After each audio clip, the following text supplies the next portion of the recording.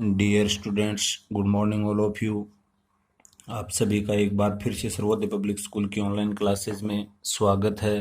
प्यारे बच्चों, अपन पढ़ रहे थे राज्य प्रशासन में पंचायती राज व्यवस्था के अंदर 73वें संविधान संशोधन के बारे में, जिसका संबंध था ग्रामीण स्थानीय स्वशासन से। और ये 73वां संविधान संशोधन जो लागू हुआ था, यह अधिनियम वह हुआ था 24 अप्रैल 1993 को। और इस 73वें संविधान संशोधन के तहत इस ग्रामीण स्थानीय स्वशासन को मुख्यतः 3 स्तरों में विभाजित किया था, जिसमें ग्राम स्तर पर ग्राम पंचायत, खंड स्तर पर पंचायत समिति और जिला स्तर पर जिला परिषद। इन प्रारंभ की 2 स्तरों को अपन पढ़ चुके हैं, ग्राम पंचायत और पंचायत समिति के संबंध में। आज अपन देखेंगे जिला स्तर पर जिला परिषद के संबंध में, यानी जिला परिषद। जिला परिषद, जिला परिषद ये पंचायत जो ग्रामीण स्थानीय स्वशासन है, इस पंचायती राज के अंदर जिले की जो सबसे बड़ी संस्था है, जो सर्वोच्च संस्था है, वह है जिला परिषद। यानी कि जिला परिषद में पंचायती राज की जो सर्वोच्च संस्था है, वह है जिला परिषद। जिला परिषद पंचायती राज की अपने जिले स्तर पर देखें तो सर्वोच्च संस्था है। सर्वोच्च संस्था जिला परिषद है। जिला परिषद का जो गठन किया जाता है, वह मुख्यतः 4 लाख की जनसंख्या पर किया जाता है। इस जिला परिषद का जो गठन किया जाता है, वह मुख्यतः 4 लाख की जनसंख्या पर, 4 लाख की जनसंख्या पर एक जिला परिषद का गठन किया जाता है। और अपने यहाँ मुख्यतः प्रत्येक जिले स्तर पर एक जिला परिषद होती है, क्योंकि जिले में लगभग 4 लाख जनसंख्या निश्चित रूप से अपने को देखने को मिलती है, या इतनी जनसंख्या आराम से एक जिले के अंदर निवास करती है। और इस 4 लाख की जनसंख्या के आधार पर इस जनसंख्या के अनुपात पर इसमें 17 सदस्य निर्वाचित होते हैं, और जो विभिन्न वार्डों से निर्वाचित होकर आते हैं। कहने का मतलब यह हो गया कि इस 4 लाख की जनसंख्या को कितने वार्डों में विभाजित करते हैं?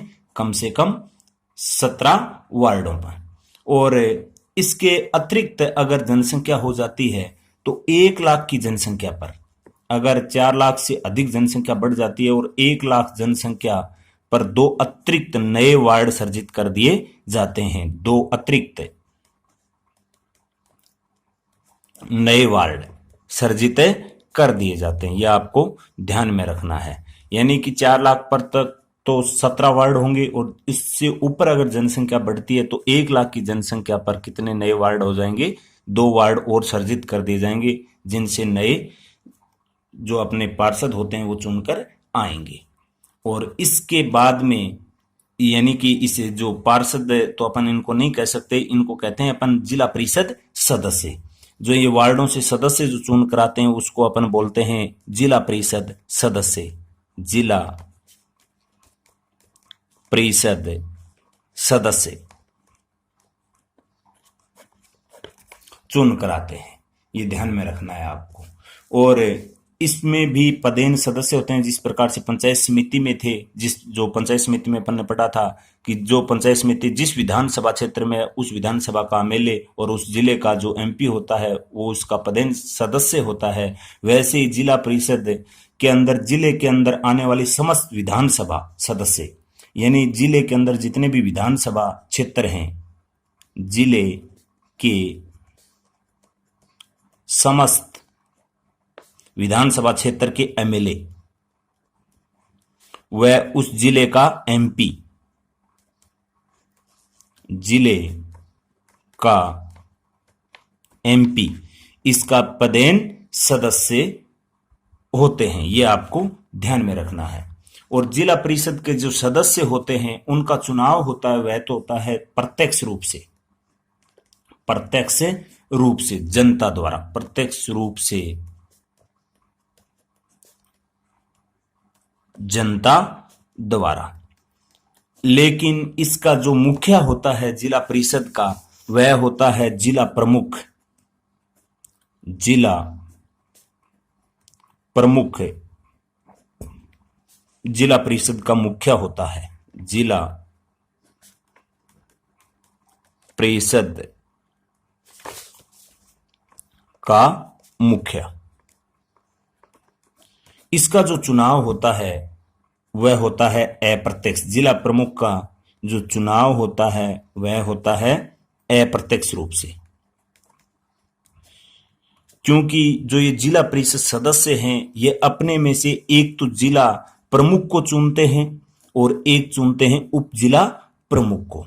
यानी कि जनता प्रत्यक्ष रूप से नहीं चुनती है, जनता द्वारा चुने हुए जो प्रतिनिधि हैं वो एक जिला प्रमुख व एक उप जिला प्रमुख को चुनते हैं। यह आपको ध्यान में रखना है। और जिला परिषद की जो बैठक होती है, मुख्य कार्यकारी अधिकारी है वह उसको बुलाता है, जो राज्य सेवा का एक वरिष्ठ अधिकारी होता है, यह भी आपको ध्यान में रखना है।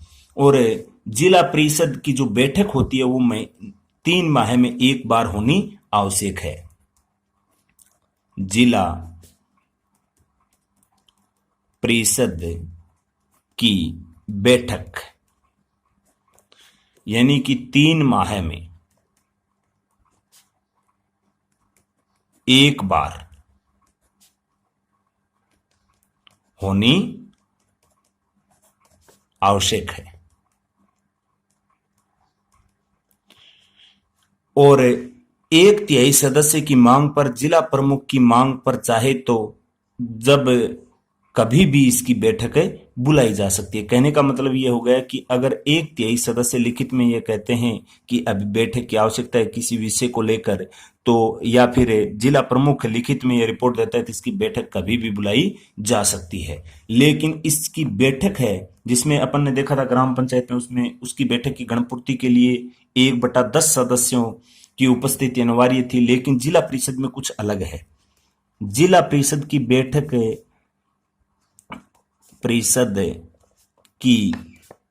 के लिए जो गणपूर्ति चाहिए, बैठक के लिए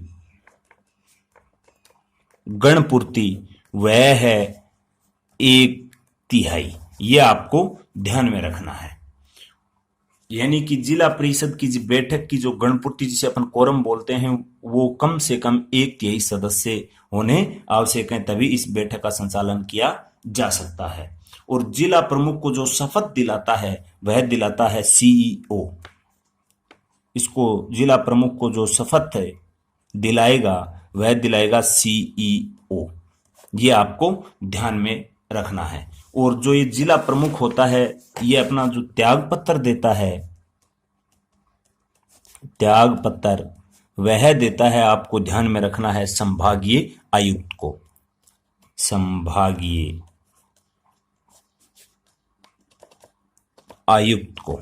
और जो उप जिला प्रमुख होता है वह अपना त्याग पत्र देता है जिला प्रमुख को। यह भी आपको ध्यान में रखना है। यानी कि उप जिला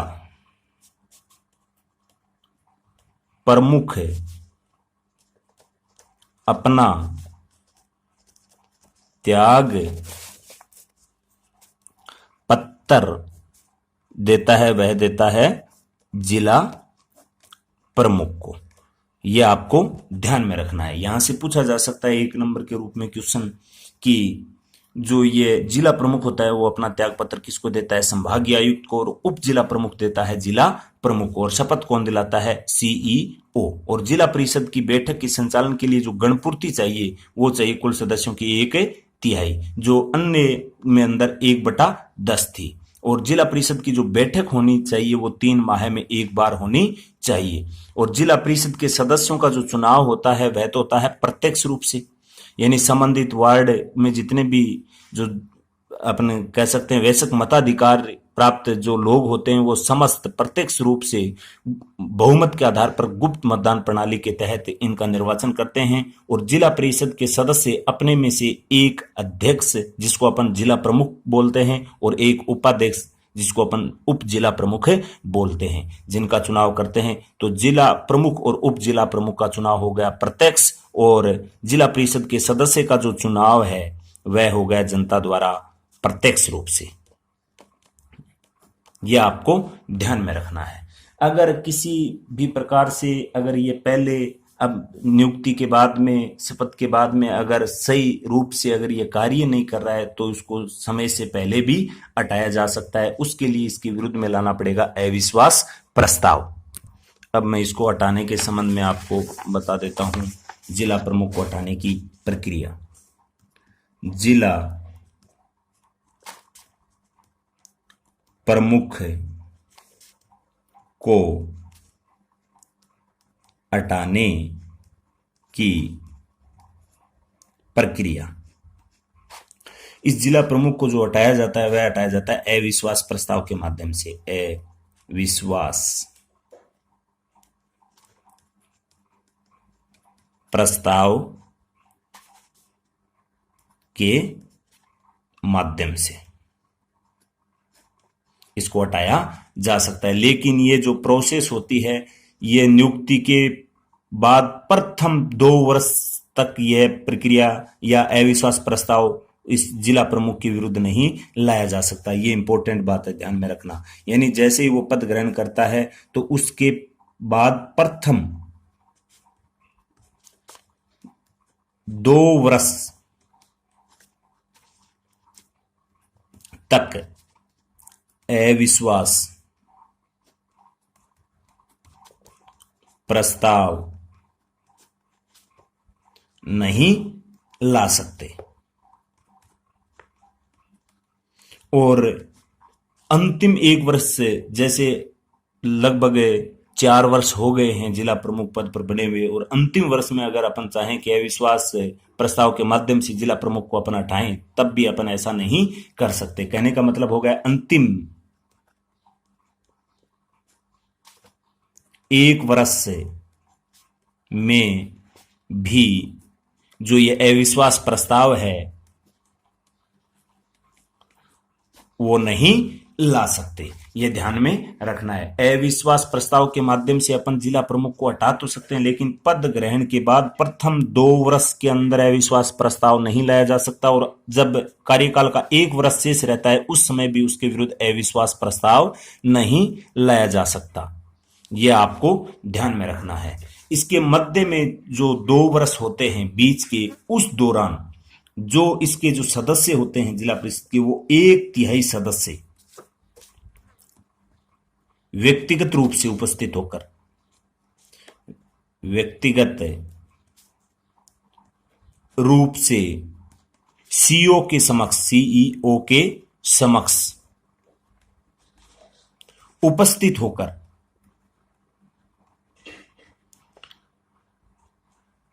अविश्वास प्रस्ताव देंगे।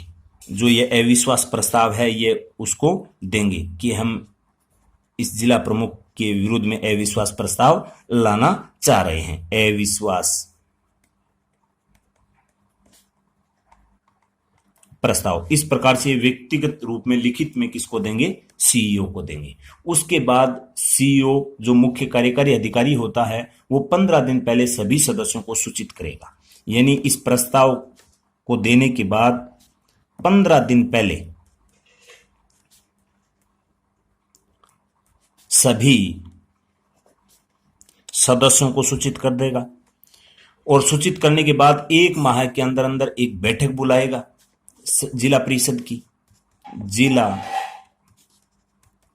परिषद की एक बैठक बुलाएगा। कितने दिन के अंदर? 1 माह के अंदर।